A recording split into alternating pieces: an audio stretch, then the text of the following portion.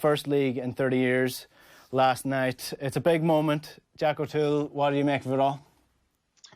Yeah, I suppose like long time coming, I suppose. Like they'd had a couple of near brushes over the last decade, particularly obviously last season in '97 and still falling short. But no, obviously, look, I think Klopp obviously gets a lot of credit for it, but Michael Edwards behind the scenes, I think the big difference for me is just the transfers they've hit on.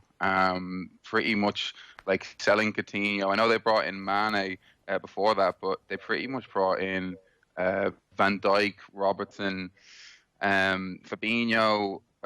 Like they have very rarely missed on transfers under Edwards. And then if you go back before that, like I mean, just the years of the Paul Koncheskis and the David Ngogs and Balotellis, like Andy Carrolls, they were missing on a lot of them. But I think since Edwards has really kind of stepped up into the sporting director role, they've been more or less lights out.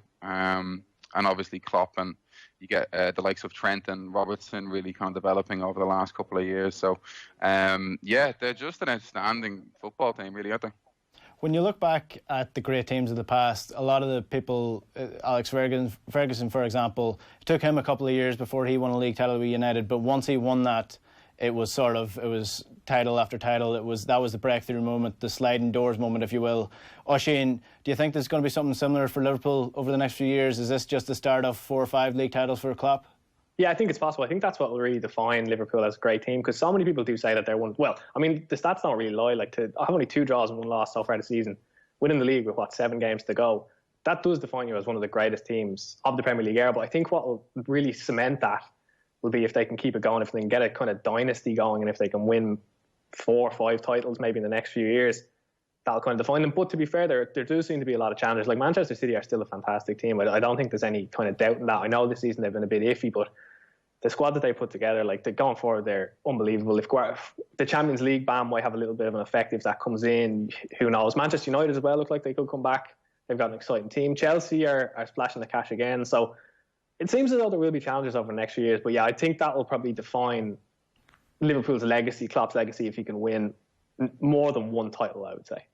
Jack, you sort of referenced it earlier on there. Like, this has been a long time coming for Liverpool. There's been a lot of false dawns. There's been a lot of sort of laughing stocks when it comes to Liverpool in terms of the size of the club.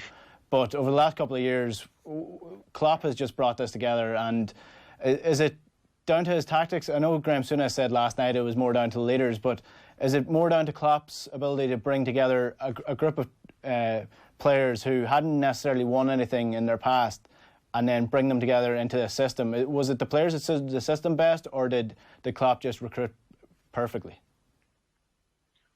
Yeah, I think it's probably a little bit mixture of both. I'd say it's more recruitment. I think obviously like the Van Dijk signing really seemed to change everything.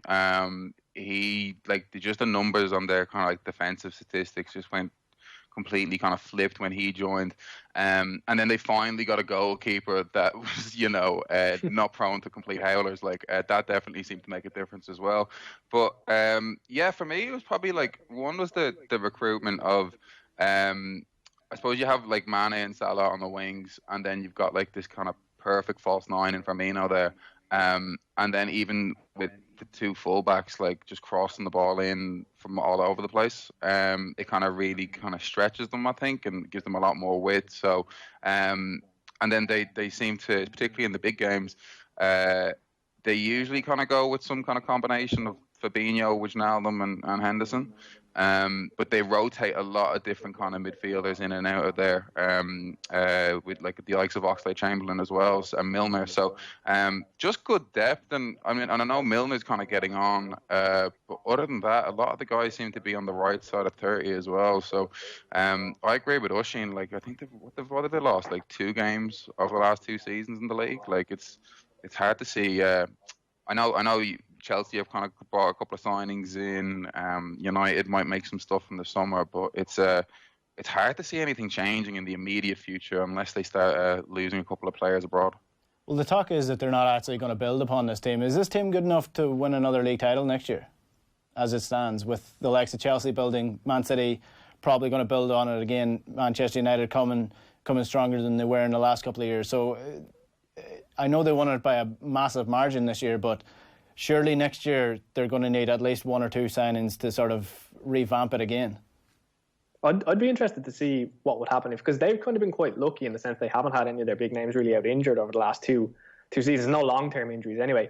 So I'd be interested to see if like a Mane goes down, if a Van Dijk goes down for a long time, even if an Alisson goes down for, I know he was out a little bit and they had Adrian in, but if he was out for a long extended period of time, I'd be interested to see then how they perform because like Origi's kind of a cult hero in a way at Liverpool now because of his goal in the Champions League final, and he's obviously scored that goal against Barcelona as well, but he's not, I don't think he's probably Premier League winning quality striker, especially if he needs to play for 12, 13 games. So that's where I don't know if this time next year we look at the Werner thing and think, did they miss a little bit of a trick there? Because I know Ferguson always kind of, a great thing about Ferguson's management was that he was never kind of satisfied. He always would build every season and add more quality every season to kind of keep his opponents on their toes a little bit. Whether Liverpool are just so good that they don't need that, or I'm not entirely sure, but I do think it'll be interesting to see next season whether we look back on, especially the Werner one, and think, should they have splashed the cash, got him, and had a perfect replacement or kind of thing for Firmino, or really any of the front three, I suppose. Well, if you look at some of the reports at the minute, what has been said out there is that they want to let Minamino a chance to develop. Keita needs to develop a little bit more, and even the likes of Jones coming through from the academy, giving him space to break into the first team as well. But Alex Ferguson used to always say that you didn't need 11 good players to win the league. You needed 8 or 9 players to be playing absolutely to the top of their game throughout the season, and then the rest, the 3 others would carry the team, and then you might have a few subs that would be impact players that come off the bench. Liverpool still, to me, lack a little bit of depth. If the likes of Robertson gets injured, they don't really have a replacement at left back. James Milner has been filling in there. Virgil van Dijk, if he goes out, you're still looking at the likes of Lovren coming in to replace him. So they do need a couple of key signings in key areas to carry this on. If we look at the teams in the past, they've always built upon winning the league, but it doesn't seem Liverpool are going to do that. Do you think that's a little bit of complacency, Jack? I don't know, really like complacency. Like, there definitely are positions that they can strengthen. And left back will be one of them. As Oisin was saying, backup striker be another.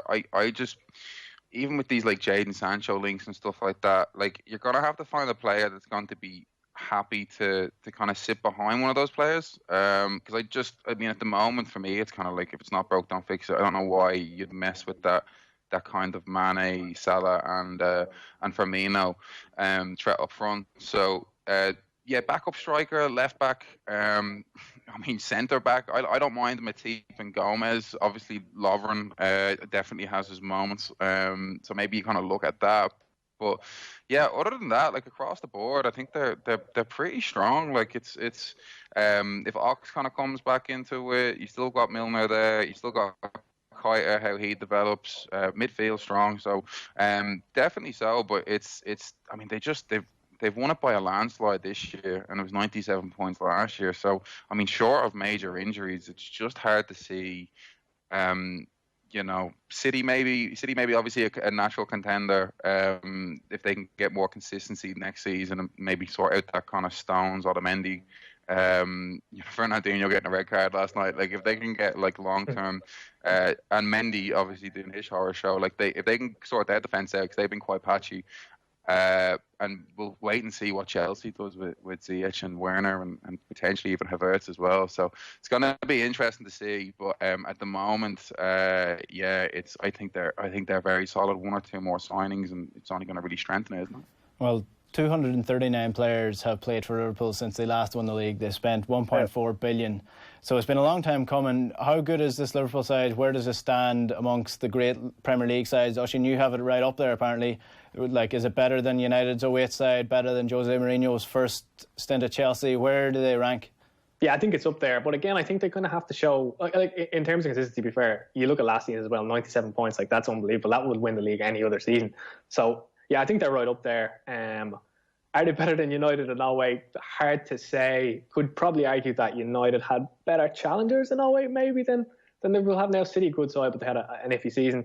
I'd rank them right up there. Well, that 08 stint, the 07 to 2011, you had an English side in the Champions League pretty much every year. Yeah. So You're looking at Chelsea, the strength of the English Premier League at that stage comparing to Man City. Well, Man City could shock us and go on to the Champions League final this year, but overall, I think the league was probably stronger at that point.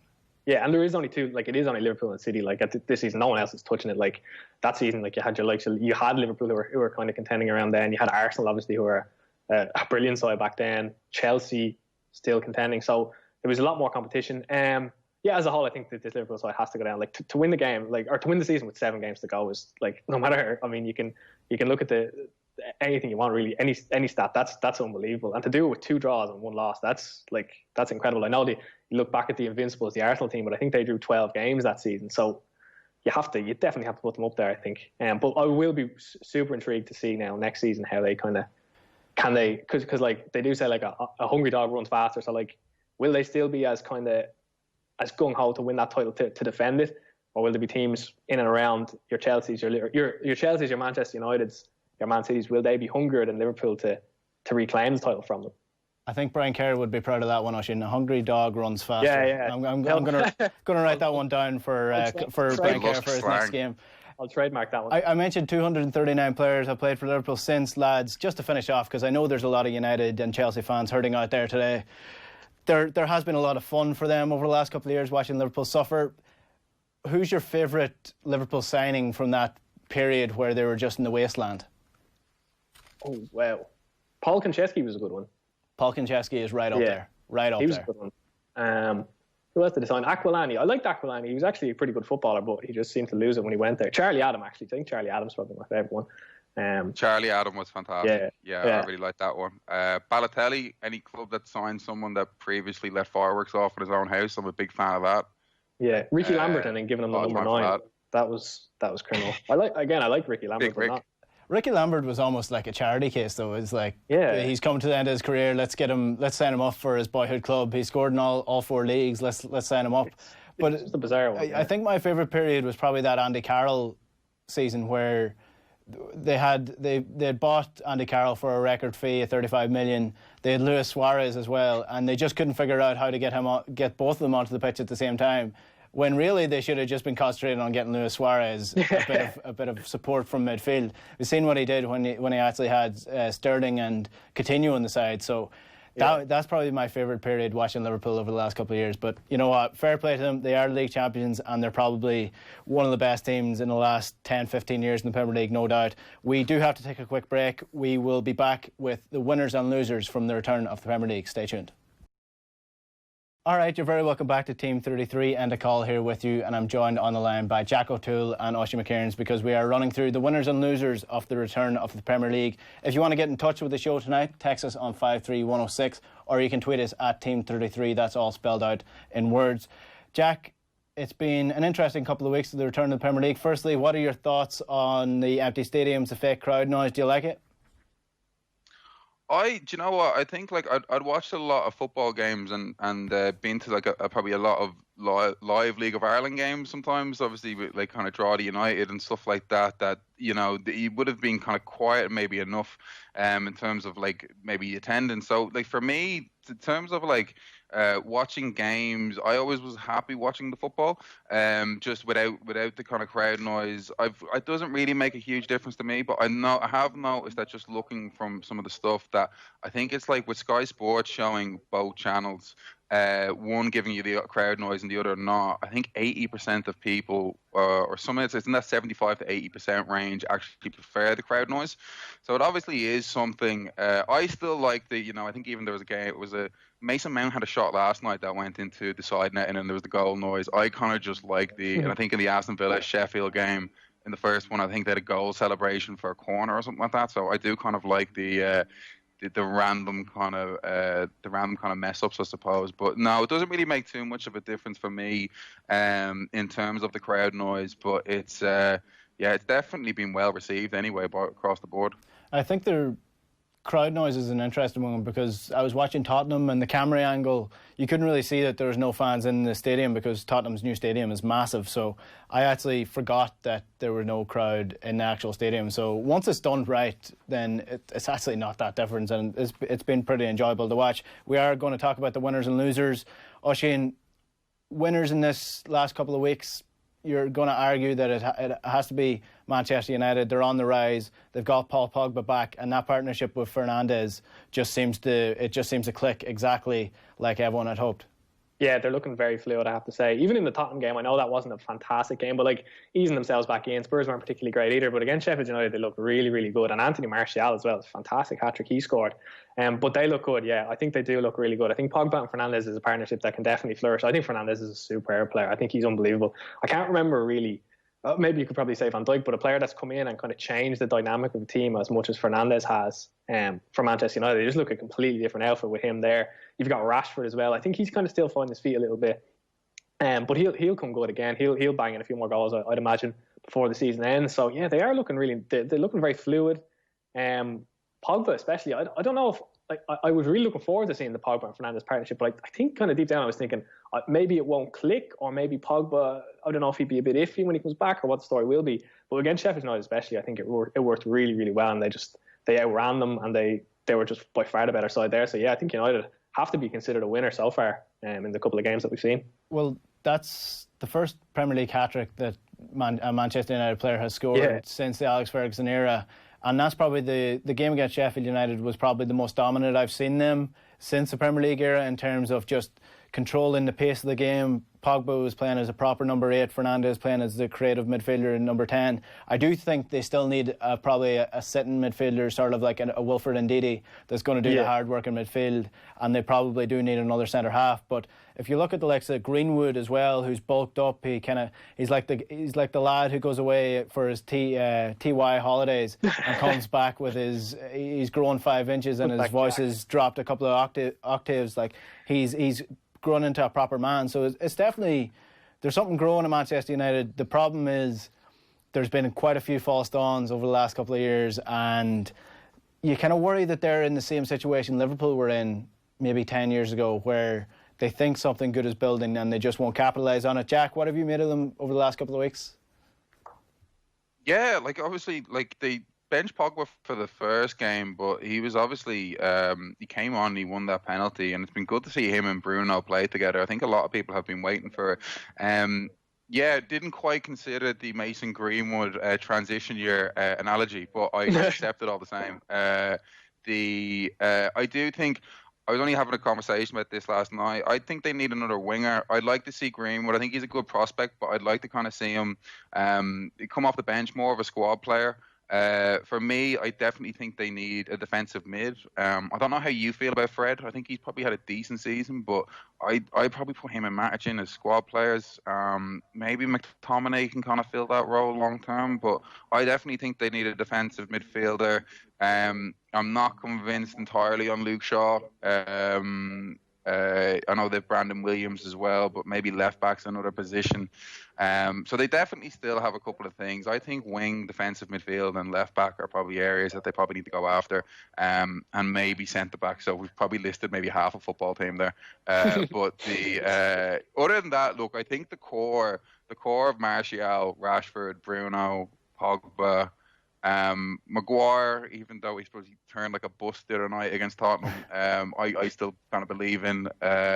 And De Gea, I'm not completely ready to jump ship with yet either. So, yeah, a couple of signings needed, but I just, it's like when they had the whole run with PSG, and when Ollie's at the wheel, it was good for 8 weeks. But I mean, longer than that, it's you need to see United over 3 months. We can't take anything over 2 or 3 games. Well, what I was actually going to ask there was, is David De Gea technically a loser over the last couple of weeks because he made that mistake in the first game back, and Dean Henderson is a Man United player again at the end of the month should they not go to extend that loan with Sheffield United. So is his place at risk?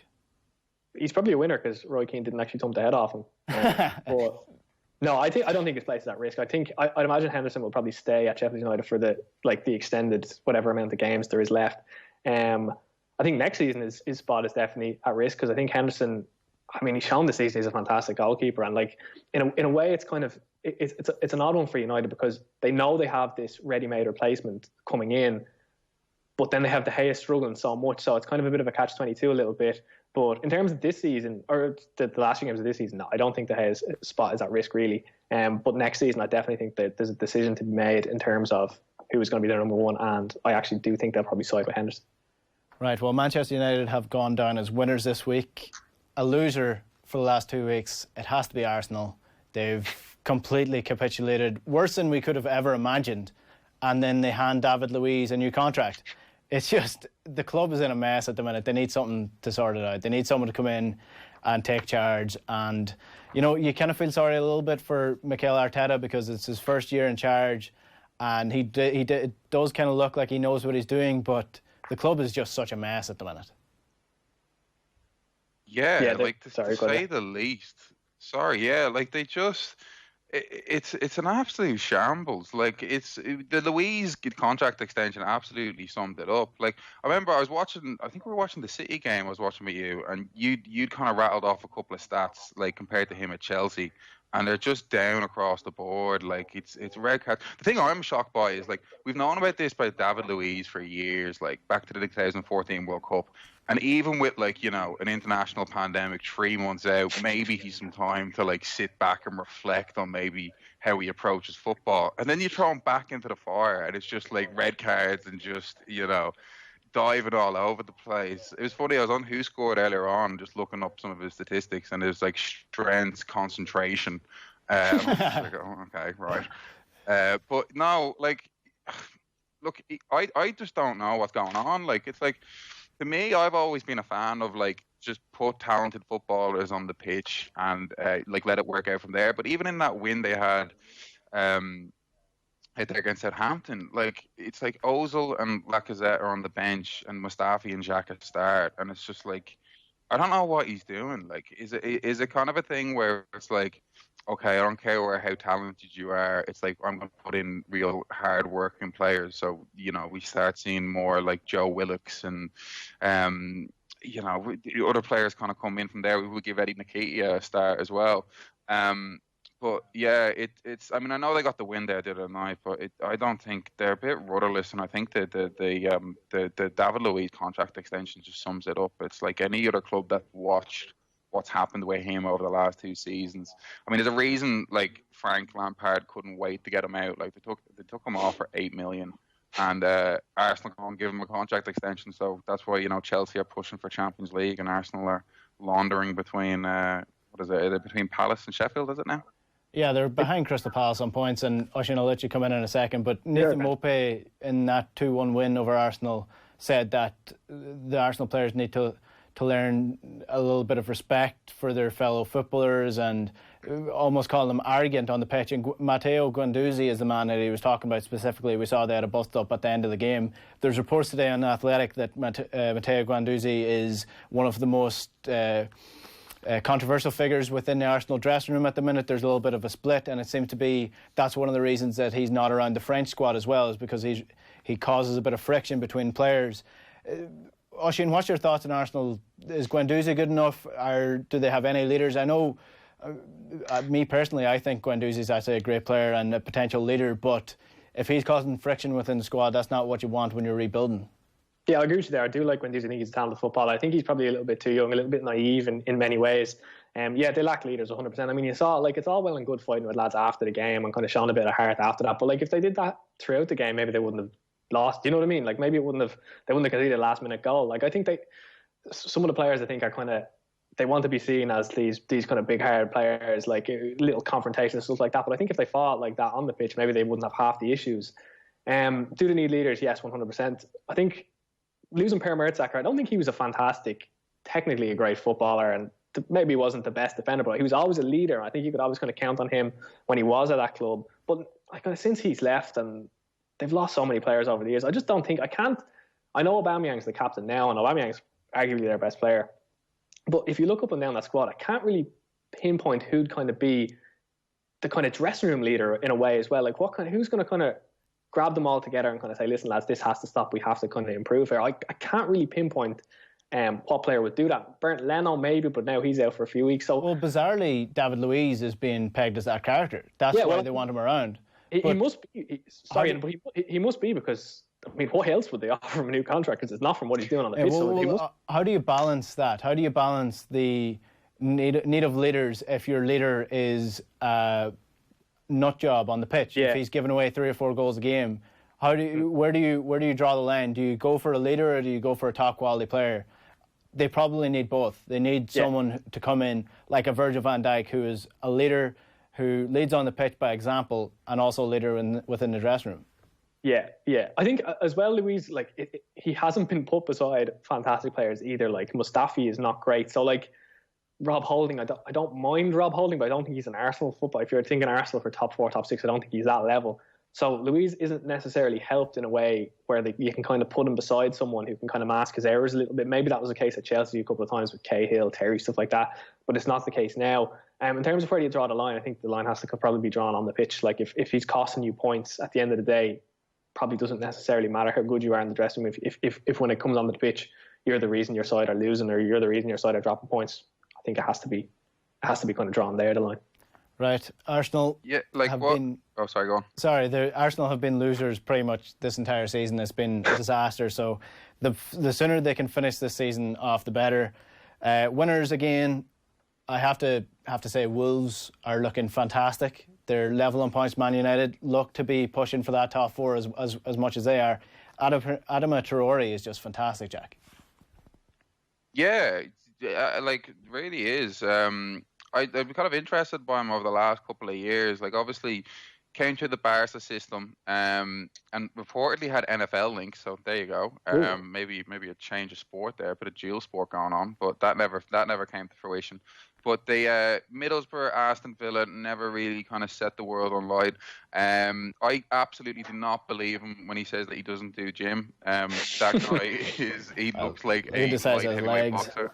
Yeah, I just don't believe that. He's an absolute unit. But no, really, really good. Like even against West Ham there recently, like good crossing, like fast.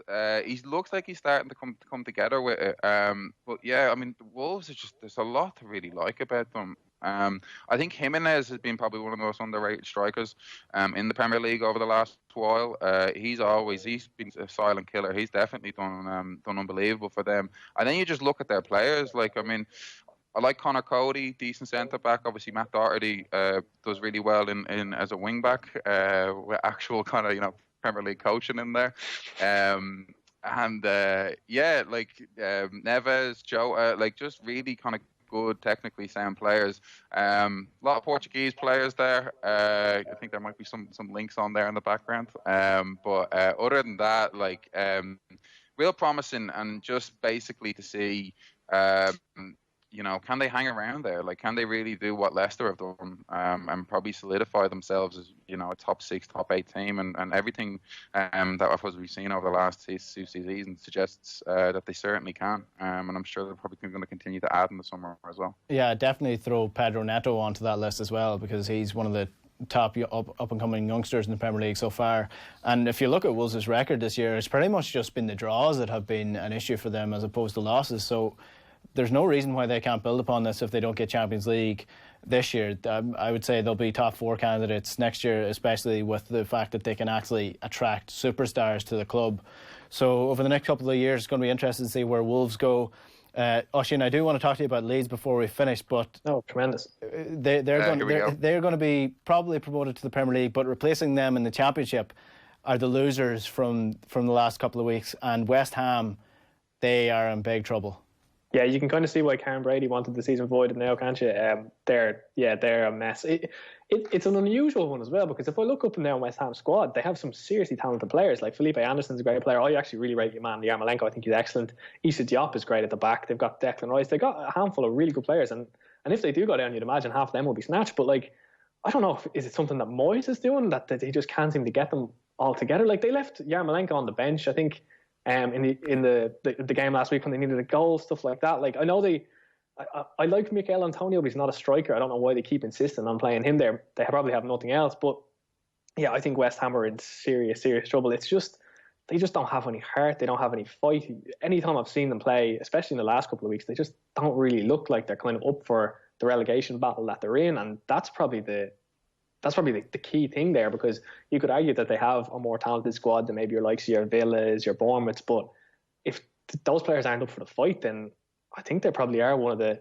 I'd probably have them to go down, definitely. Yeah, like they've fallen into the sort of QPR trap of spending, throwing loads of money and buying superstars, but if those superstars get into a relegation scrap, who are you going to trust? It's not them. Felipe Anderson, we started listing off players that were going to leave West Ham if they do go down, and there's at least 5 or 6 nailed on players, and that just shows you they're not there for the cause of West Ham. They're there to get paid, and they're hoping to be battling for Europe this year. Instead, they're down at the bottom.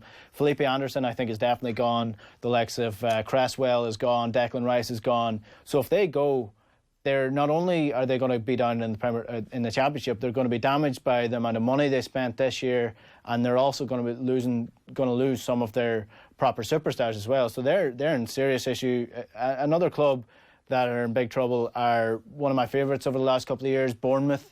They've stuck in hard. They've kept with Eddie Howe over the last couple of years, but the next few weeks are going to be really dodgy for them in terms of whether they can actually solidify their place in the Premier League. They're in very bad form. Ryan Fraser has refused to come on or refused to play until the end of his contract.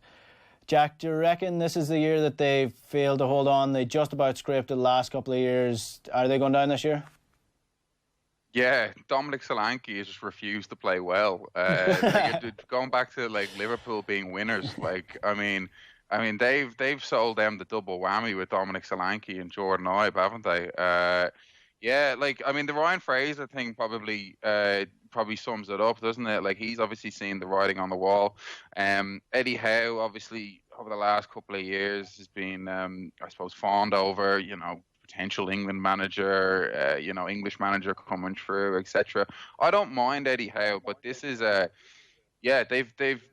just hasn't worked for them. I suppose Callum Wilson, when he's been good and he's been able to stay on the pitch, they've looked productive, but he hasn't been able. He's always had injury problems, and that's obviously been a big issue with them as well. But yeah, they just seemingly. I don't know. I think at one stage I remember doing something on them a couple of years ago. I know they play in, I think, Dean's Court, and it's got less than 10 or 11,000. But I mean, at one stage they'd gotten to the top richest 30 team clubs in the world, and that obviously gives you a level of financial clout where you can compete. But I don't know. I don't know what you use. Who have they signed? Harry Wilson, maybe. On loan. Their recruitment has been really bad. It's really made a difference. Yeah, their recruitment has been awful. I think one of the biggest issues for Bournemouth, if they do go down, is that they were really banking on being a solid Premier League club this year, and they have plans to move into a new stadium and build a new stadium. So if they do go down to the Championship, that's going to put that plan to the wayward, I'm sure. But their recruitment has been awful. If you look at their signings over the last couple of years, you're looking at Stanislas, those Jordan Ibe, those type of players. The last good signing they had was Nathan Ake, and if they go to the Championship, he's straight out the door. So it might be all for nothing at the end of the day for Eddie Howe. He might be wishing he jumped ship when he got the chance, but hopefully Bournemouth stay up, because I actually kind of like them, but they are going down as a loser for this week. So to round up the winners and losers this week, Man United, they are winners. We mentioned Liverpool. They're winners. They're the league winners from the weekend. Wolves are winners, and the losers, Arsenal, West Ham and Bournemouth. Oisin, I mentioned Leeds there. Are they going to be winners over the next couple of weeks? Are they coming up to the Championship? How excited are you by the prospect of that? Yeah, I think they are. Seeing all the Liverpool celebrations last night had me absolutely sweating. I was like, if Leeds bottle this now, I don't know if I can show my face anywhere ever again. But yeah, they should do it. They're still 7 points clear. I think they're blessed in a way that Fulham are not an exceptional team, and I don't think they'll put together a run that will be good enough to catch 7 points. Same with Brentford. I think Brentford are probably a little bit of a dark horse. They're a really, really good side, especially going forward. But again, what they'd have to win, I think they'd have to win 5 of the 7 games or something like that. They'd have to win 7 of the remaining games, and I just don't think that's possible there. There is a little part of me that's kind of don't do it, because the Cardiff defeat, I think, had all the hallmarks. Even before the game, it had all the hallmarks of a typical Leeds defeat under Bielsa. Cardiff are a hard-working team, pump the ball long, they've got a big striker. They take their chances, which is crucial, which Leeds absolutely don't do. They're not a possession-based team. They're going to get into you. So before that game, in the back of my mind, I was like, okay, if this is a defeat, it's a typical defeat, so I'm kind of not going to lose too much sleep over it. Do I think that they'll go up? Yeah, I do. I think 7 points is a big gap still in a league that is so topsy-turvy up and down. Their fixtures are really nice as well. After Fulham, I don't think they play any of the rest of the top six after that. So yeah, I think it is the season to do it. I think they can't be caught now. 7 points should be enough, but if they do bottle it, please, this clip piece of audio will live on forever if they do bottle it. But no, I don't think they will. Well, between Leeds fans and Liverpool fans over the last couple of years, it's about time that it's their time to shine. So if Leeds do get promoted, which they probably will, what approach do you think they'll take? Will they go down the Fulham route, the Norwich route, in terms of just playing football as they played in the Championship, or do you think they'll go Aston Villa's route and try spend a little bit of money and build the squad up? Do Leeds have the money for that anymore? What are the owners investing in the club, or where do they stand on that? Yeah, I think there is money there to spend, but I think Bielsa is so hard-nosed that I think he'll want the majority of the players that came up with him, I think he'll want to stick with. Surely they'll need a new striker, though, will they? They will need a new striker. I think Patrick Bamford. I like Patrick Bamford a lot. What he brings to the Leeds team, I think, is different to so many other strikers in terms that the way he holds the ball up, the way he brings players in. But he just misses too many chances, and you're not going to get the chances in the Premier League that he gets in the Championship. So he can kind of, in a funny way, I don't want to say he can afford to miss chances. He missed 27 big chances this season. I don't think he can afford to miss them, but he kind of gets a little bit of a pass, a little bit more, because you're not going to get 8-7 chances to score against the likes of Manchester United, Liverpool, Manchester City, as you would against like Hull or Luton or someone like that. So yeah, I think they probably do need a new striker. But then the way Bielsa is he's so rigid, and he believes in his players so much, that it wouldn't surprise me if only one or two different options were brought in, and that he sticks to most of the side that have kind of brought him up and that he's stuck with for the last couple of years. Well, for your sake and ours, I hope that Leeds actually get promoted, because then there will be some real rivalries between Man United and Leeds. It'll be back. Liverpool will be on top. Liverpool will be on top of the league. United will be chasing them, and Super Leeds will be somewhere in between the middle, I think. Hopefully. Lower middle. I'll take ninth. Top half, I'd heard. No, that was a lie. I heard a suggestion that used to be a Europa League side, but I won't bring that up on air. Lads, that's all we have time for. Thanks for joining us today. Cheers, Enda.